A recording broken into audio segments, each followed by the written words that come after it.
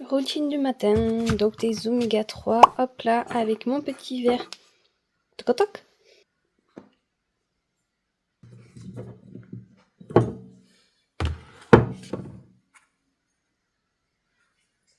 Hop, du yogourt. Alors c'est ce style de yogourt que je prends, hop là. C'est super connu, tous les enfants prennent ça. Bah les parents en général, enfin la famille quoi. Donc ça c'est trop bon. C'est un peu comme l'Actimel, voilà. Et en fait je mélange ça avec ça. Et après je mélange. Et après hop c'est fini. J'ai utilisé 2 verres. Et ça c'est les vitamines en poudre que je prends. Hop là. En plus, ça c'est de la vitamine C, sachant que le petit flacon que vous avez vu, il y a de la vitamine A et D, donc la C est ici. Voilà. Small city thinking, I get why you left. Small-minded people, sure know how to drink. Bonjour tout le monde, j'espère que vous allez bien et on se retrouve aujourd'hui pour une toute nouvelle vidéo comme tous les vendredis. J'espère que vous allez bien et que vous vous couvrez bien parce que je sais qu'en France il fait autant froid qu'en Corée du Sud. Ça y est, on est passé dans les moins puisque ça y est, il neige. Les premiers flocons de neige sont arrivés sur Séoul il y a 2 jours.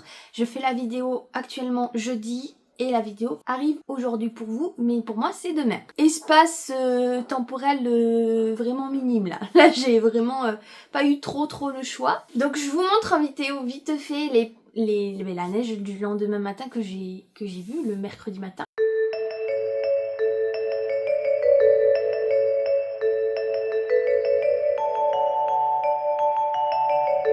Donc qui dit hiver, dit plaid, dit chocolat chaud, dit voilà, tout ça. Moi je reste quand même dans les mœurs. Petit pyjama de Noël. Moi j'adore, il est trop sympa. Mon chéri, il a adoré, il m'a dit pourquoi tu me l'as pas pris? Ah d'accord, j'y retourne. Donc j'y retournerai peut-être la semaine prochaine. Du coup j'irai à Hongdae, pas à Seoul Forest parce que c'est beaucoup trop long Seoul Forest à chaque fois. Et étant enceinte, allant dans le parc toute seule, je pense pas que ce soit une très bonne idée, je sais pas. Et ça glisse beaucoup, hein. C'est pour ça que je dis ça. Que la neige, il n'y a aucun problème, mais là en ce moment, ça glisse. C'est pas GG, il faut faire gaffe là. J'ai même ma petite belle-mère qui est trop mignonne qui m'a envoyé un message. Ah ma petite... Ah ma petite Anna, fais attention à toi, dehors il neige et ça glisse. C'est trop mignon, c'est vraiment trop mignon. Donc je fais aussi péter les patchs. Ça c'est trop bien pour l'hiver. Ah c'est... Que ce soit pour les mains, pour le corps, ce que vous voulez, les patchs c'est la vie. Pour moi c'est la vie. Donc j'ai enclenché... Oui, comme si il y avait un bouton sur le patch, aucunement. J'ai piqué un t-shirt à mon mari. Bon, il est au courant parce que j'en ai pas, il va falloir que j'en achète vite fait. J'ai du coup mis un patch dans le dos. J'ai la chaleur dans le dos, ça fait trop du bien entre la nuque et le dos et les épaules. C'est le feu de Dieu. Alors, ceux qui souhaitent prendre des choses comme ça, ne mettez pas directement sur la peau, vraiment. Faites pas ça parce que moi, personnellement, ayant une peau sensible, ça me fait un effet, mais alors pas bon du tout. Genre ça me gratte, mais pendant des heures, ça me gratte, c'est tout rouge. Je suis extrêmement sensible, que ce soit niveau skincare, make-up ou tous ces trucs-là. Donc pour ceux qui souhaitent en acheter et ceux qui ont ce problème-là, franchement, ne faites pas. Prenez un petit body, un petit truc vite fait, un petit t-shirt fin, collez-le dessus, mettez votre pyjama ou vos affaires, parce que si vous voulez dans la journée pour travailler, c'est aussi bien. Ça détend vos muscles, c'est génial. Donc franchement, le top. Moi, je signe où? J'en veux plein. Aujourd'hui, le thème de la vidéo, c'est vous parler de mon visa, comment j'ai fait pour avoir ce visa et qu'est-ce que j'ai comme visa. Parce que j'en ai pas qu'un du coup, j'en ai enclenché un deuxième. Donc comme vous le savez, certains d'entre vous, après avoir su que j'avais un bébé surprise dans mon ventre, voilà, Squishy, du nom de Squishy. Non, on l'appelle pas Squishy, attention, c'était juste son surnom en attendant de trouver son prénom. On a su fin août que j'étais enceinte, du coup début septembre on a commencé à s'informer sur les visas et parce qu'il y avait la fameuse question où est-ce que je souhaiterais accoucher où est-ce que je souhaiterais que mon enfant puisse naître. Personnellement, mon choix était déjà fait depuis un moment. Si j'avais un enfant, je veux qu'il soit né en Corée comme le papa. L'éducation parentale, elle est pas du tout pareille. Ça, j'en apprends tous les jours de toute façon et je pense que je vais en apprendre tous les jours, même sur le moment J, quoi, en fait. Ils ont quand même une façon de faire que j'aime bien, mais c'est vrai que moi, ce qui me fait peur, moi, ce qui me fait peur, c'est les écoles, pour plus tard. Donc ça, on verra pour le plus tard. Mais aujourd'hui, c'est vrai que pour moi, étant un franco-coréen, je préfère qu'il soit né en Corée du Sud qu'en France. Le pourquoi, le comment, nanani, nana, ça c'est encore un autre sujet, je vais pas rentrer là-dedans. Je sais qu'il y a certains qui vont me dire oui mais toi t'es française, oui mais mon but est de vivre en Corée, c'était pas le but est de vivre en France. Et puis d'un deuxième point, mon mari ne peut pas travailler en France, il ne veut pas travailler en France et il a déjà une situation en Corée du Sud, donc ça ne sert strictement à rien de tout bouger. Moi, étant PDG de ma propre entreprise au jour d'aujourd'hui, je peux m'amuser à partir dans tous les sens. Je peux vraiment partir dans tous les pays. Un événement, tu peux quand même le programmer même dans un autre pays. Il n'y a pas de problème. J'ai une équipe qui est en France. Voilà, j'ai déjà des bases depuis maintenant bientôt 2 ans. Donc, je peux me permettre ce genre de choses. Le truc étant, on est un couple international. Donc forcément, l'éducation ne sera pas pareille. Sera beaucoup plus compliquée, bien entendu. Donc, j'ai décidé avec mon mari et patati et patata, vous connaissez, je vous remets le lien vite fait de la dernière vidéo du pourquoi, du comment j'arrête mon entreprise. C'est 3 points et c'est 3 points complètement, totalement normal et réfléchis, voilà. Donc Babynou sera né en Corée du Sud, ça c'est clair. Donc après ce choix-là, on a commencé à s'informer début septembre sur les papiers. On a fait une demande pour un visa qui s'appelle le G9.1. Ce visa, principalement, a été créé pour les femmes qui sont dans le même cas que moi, c'est-à-dire bébé surprise. Ce visa donne l'accessibilité de rester dans le pays de la Corée du Sud entre 6 mois et 1 an. Me concernant, j'ai le visa pour 1 an. En général, quand vous faites ce visa, le G9.1, c'est pour enclencher après un autre visa par la suite, le visa mariage. Après, il faut savoir qu'un visa, pour nous concernant, ce n'est pas encore bien évolué. C'est-à-dire qu'on va devoir se saquer à chaque fois l'immigration sous 1 ou 3 ans. Et après, ça dépend parce que j'ai su que ça pouvait augmenter en fonction du nombre de fois où tu as demandé le visa. Bon, enfin bref, c'est un bordel sans fin. De toute façon, les papiers, c'est toujours un bordel sans fin, que ce soit n'importe où dans le pays, dans les pays, enfin, n'importe où. Donc, que vous soyez à Madagascar ou au Mexique, aux États-Unis, Canada, en Asie ou en Europe ou autre, les papiers, c'est chiant. Pour tout le monde. Du coup, je prends mon calepin parce que niveau chronologie, je me souviens plus exactement. Je vais peut-être un peu me perdre sur la façon dont on a fait les choses, mais l'essentiel sera là. Pour le G9.1, on nous a demandé ces papiers. Donc les passeports des 2 personnes, donc mon mari et moi-même. Le papier comme quoi mon mari travaille bien, donc ça, il n'a pas de souci. Le lieu d'appartement, oui, le bail pour l'appartement, parce que voilà, hein, c'est un minimum. Et en suivant les documents prouvant ma grossesse à l'hôpital ou à une clinique coréenne. Il faut savoir qu'après que j'ai su que j'étais enceinte, on a dû aller dans une clinique pour femmes. Alors cette clinique pour femmes n'est pas que dédiée pour les femmes enceintes, c'est fait aussi pour se refaire les boobs, c'est pour se refaire beaucoup de choses, ou pour voir s'il y a un problème dans tout ce qui est féminité, etc. Donc là, c'était surtout pour faire une prise de sang, pour savoir si j'étais bien enceinte, et bah oui, bah c'est le cas, hein. Du coup pas de surprise. Et du coup c'est eux qui nous ont dit voilà, il faut que vous enclenchez ce visa, parce que je ne peux pas prendre l'avion. Je pouvais pas prendre l'avion avant mes 14 semaines, et je n'étais qu'à 6 semaines. Donc on a enclenché le premier visa assez rapidement. Donc on est allé à l'immigration, on a donné ses papiers, ils ont demandé aussi le registre familial coréen. Donc l'immigration, ça s'est plutôt passé longuement. C'était long, c'était extrêmement long. Je vous conseille d'aller sur le site officiel de l'immigration coréenne. Moi c'était du coup Séoul. pour prendre un rendez-vous. Parce que vous pouvez prendre un rendez-vous, mais nous le problème c'est qu'il n'y avait plus de disponibilité dans les dates qu'on souhaitait. C'était qu'à partir de novembre et non, là c'était pas possible. On est allé directement et on a dû attendre quand même 3 heures. Alors 3 heures c'est pas... ouais. Et donc après on est passé, ils nous ont pris nos papiers, tout s'est bien passé, rien ne manquait, donc ça c'est plutôt cool. La dame de l'immigration nous a expliqué qu'il fallait qu'on attende 1 semaine pour avoir la réponse, donc si il y avait un problème, ils allaient directement m'appeler, enfin appeler mon mari. S'il n'y a rien du tout et qu'on n'a pas de nouvelles, c'est plutôt bon signe d'après ce qu'on avait compris.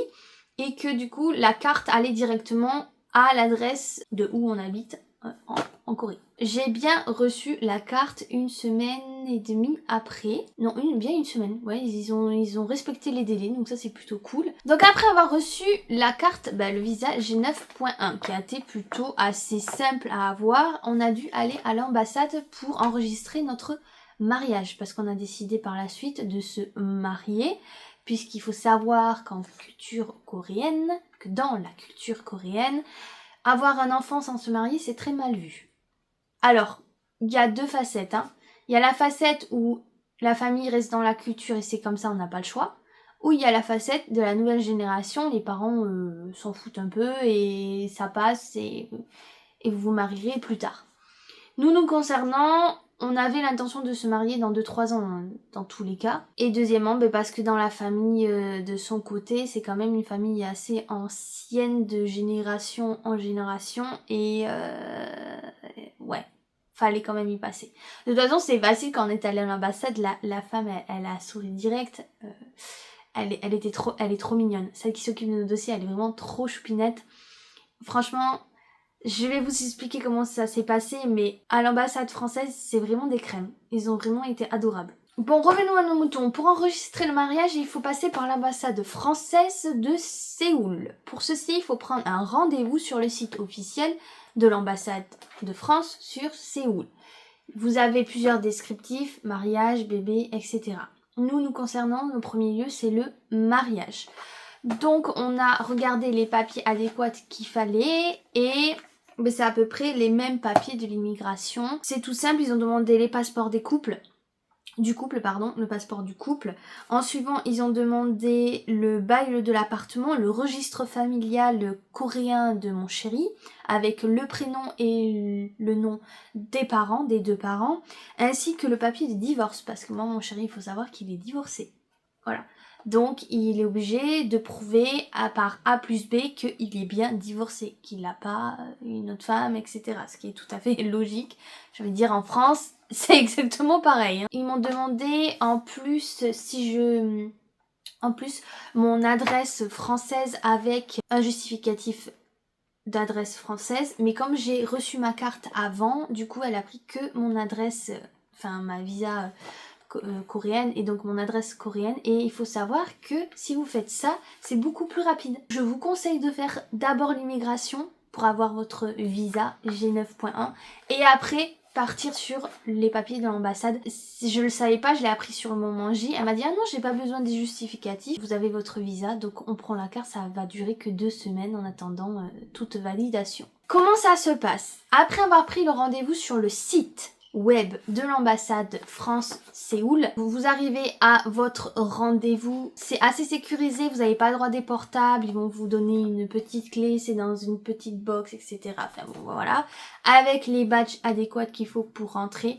L'ambassade de France à Séoul, elle a changé. Historiquement parlant, le bâtiment est magnifique. Franchement, c'est un très beau lieu, c'est dommage qu'ils n'ouvrent pas le musée pour les Coréens ou des choses comme ça, parce que on voit beaucoup de choses concernant l'armée française, etc. Et les photos ont été prises par un photographe d'exception, mais alors c'était magnifique. Le musée était splendide. Mais on n'a pas droit, on n'a pas nos téléphones, donc c'est un peu compliqué de vous montrer. Je vais essayer de voir si je peux essayer de vous trouver des photos, mais c'était très compliqué pour ça. On arrive, il faut savoir qu'ils parlent tous coréen et français. Ça c'est super cool. Du coup, vous allez me dire ouais mais c'est logique. Non, c'est pas forcément logique parce que vous allez voir que quand vous passez la sécurité, eux ils parlent que coréen, rien à faire. Alors là pour le coup c'est manque de bol. Si vous parlez que français, il va juste vous montrer les gestes, etc. Donc c'est facile à comprendre, c'est pas compliqué, mais voilà. Donc on monte directement au premier étage, on attend la personne que j'ai eue du coup par mail et que j'ai pris par rendez-vous. Et elle nous prend de suite dans son bureau. Ce petit moment, c'est un petit moment d'entretien, c'est-à-dire qu'elle va nous poser des questions l'un comme à l'autre pour savoir comment on s'est rencontrés, etc. Ça a été assez court, 30 minutes à peu près, entre 20 et 30 minutes. Nous, on savait comment blablater, on a été très naturel, on a prouvé pour A plus B que oui, ça fait un moment qu'on se connaît, qu'on va avoir un enfant, donc on s'y attendait pas, mais que voilà, on doit prendre les précautions pour, etc. Et ce qui était marrant, c'est que la personne en face, elle a tout compris. Elle a vraiment dit, ben oui, la culture coréenne, c'est comme ça, on est obligé de se marier avant d'avoir l'enfant et tout, ça c'est cool. Ça c'est, t'as pas besoin de te justifier comme des fois tu fais en France, parce que les gens comprennent pas forcément, mais là c'est vrai que c'est super agréable. Donc ça a été plutôt rapide, les questions ont été assez simples. Comment vous êtes rencontrés, comment ça s'est passé, est-ce que vous avez rencontré les parents de l'un de l'autre, est-ce que vous avez rencontré les amis de l'un de l'autre, est-ce que vous connaissez les métiers respectifs, etc. C'était des trucs vraiment très basiques. Après ce rendez-vous du coup à l'ambassade, on a attendu les papiers adéquats pour la mairie de notre quartier. Mais après avoir eu les papiers, alors pourquoi ces 2 semaines? Déjà il y a 7 jours où notre papier de mariage est collé à l'ambassade, dans l'ambassade, avec tous les mariages qui se font actuellement sur le moment. Et pendant 7 jours, c'est une déclaration comme quoi telle et telle personne va se marier. Voilà, c'est comme ça a toujours été comme ça et ça ne changera pas. Je sais pas comment ça se passe en France, mais en tout cas en Corée, c'est leur culture qui est comme ça. Il faut savoir que j'ai posé par curiosité combien de mariages combien de dossiers elle voit par jour pour tout ce qui est mariage, et elle m'a expliqué qu'il y a quand même plus de 2 dossiers par jour. 2 dossiers par jour pour les mariages. Donc ça y va. Ça y va, on n'en parle pas trop mais ça y va quand même. Alors avant de recevoir tous ces papiers, il faut savoir quand même un truc, il y a certains papiers qui sont apostillés en coréen. Elle a besoin de ces papiers en français, traduction française officielle.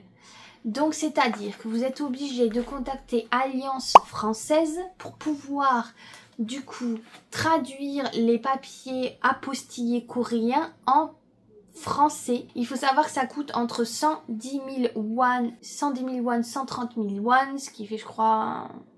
J'ai pas envie de dire une bêtise, je vais mettre le prix là, ici. On a repris les papiers, on est allé à la poste et on a envoyé directement les papiers à l'ambassade.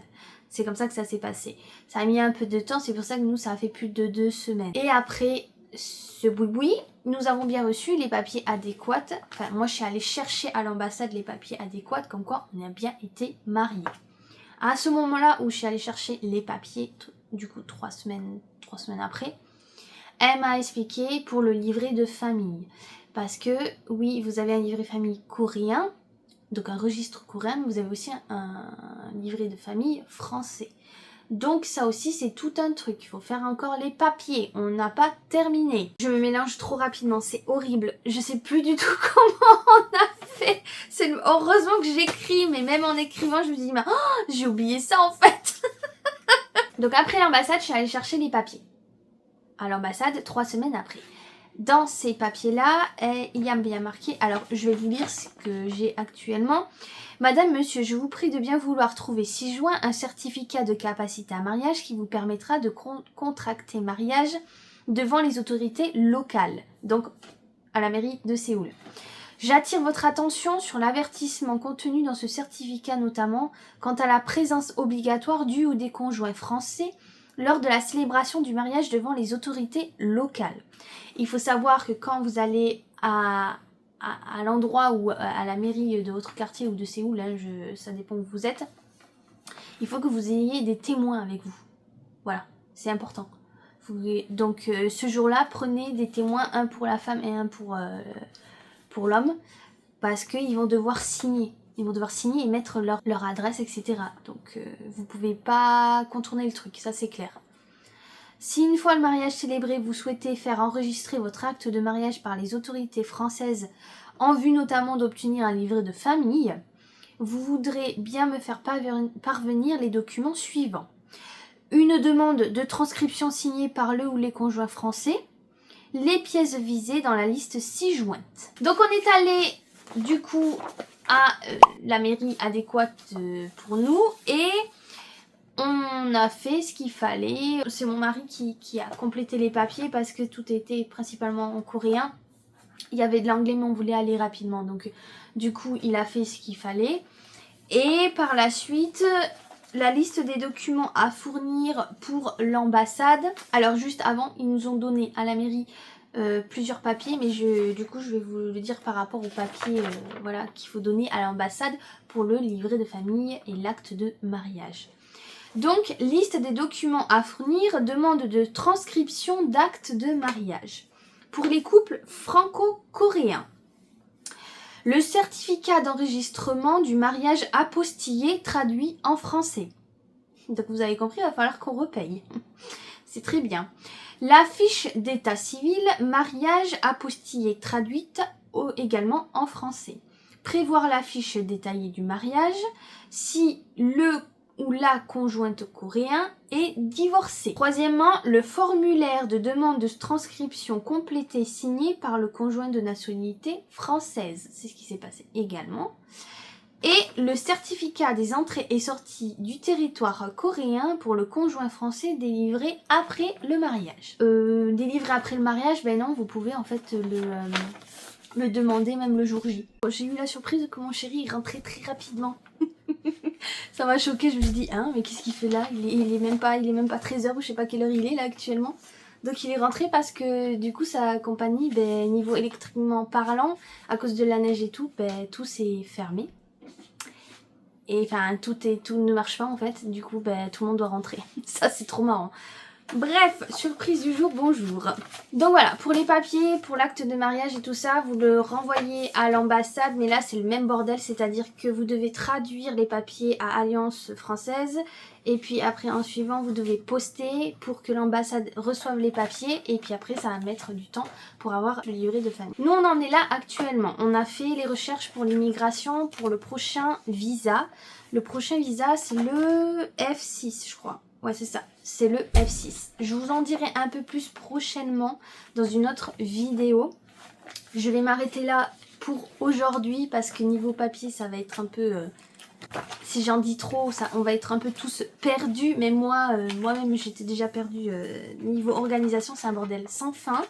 Heureusement que mon mari du coup est coréen et que du coup c'est beaucoup plus facile pour moi. Je vous conseille vraiment de vous faire aider par votre conjoint, ne restez pas là comme ça toute seule à essayer de démasquer le sujet ou quoi que ce soit. Franchement faites comme vous pouvez. Personnellement je vais vite fait parler de mon ressenti par rapport à l'immigration etc. parce que j'ai vu beaucoup de personnes qui stressaient à l'immigration. Moi ça n'a pas été du tout le cas. Pour l'immigration j'ai pas du tout stressé, ça a été plutôt de la fatigue, du fait que comme je suis enceinte, j'étais plutôt fatiguée à attendre. En plus, les sièges ne sont pas du tout confortables. Du coup, ça aide pas du tout. Et attendre 3 heures, bon, pour une femme enceinte, c'est pas super non plus. J'étais, je crois, en plus à la 8e semaine ou un truc comme ça, je sais plus. Et j'étais dans un mood premier trimestre. Mood où j'avais tout envie de vomir, c'était une catastrophe. Heureusement les cachets ont pris effet directement bien 2 jours avant, heureusement merci, mais c'était pas du tout facile. Je crois que je vais m'arrêter là. Vous l'aurez compris, l'immigration pour moi ça a été plutôt tranquille. Moi j'étais pas stressée donc c'était plutôt cool. Aidez-vous franchement pour les papiers, ne restez pas comme ça même si vous connaissez pas trop, ben c'est pas grave. Envoyez des mails à l'ambassade, ils vont vous aider dans tous les cas, eux ils parlent français ou l'ambassade de votre langue natale, n'hésitez pas, franchement ils sont plutôt serviables, attentionnés, ils vont pas vous envoyer sur les roses, voilà, donc ça c'est plutôt cool. Je vais m'arrêter là pour aujourd'hui, c'est un sujet assez important et assez lourd je dirais, comme ci comme ça. Prenez soin de vous, on se retrouve pour une prochaine vidéo la semaine prochaine et faites attention à vous. Bisous bisous, bye bye. lucid thinking. I get what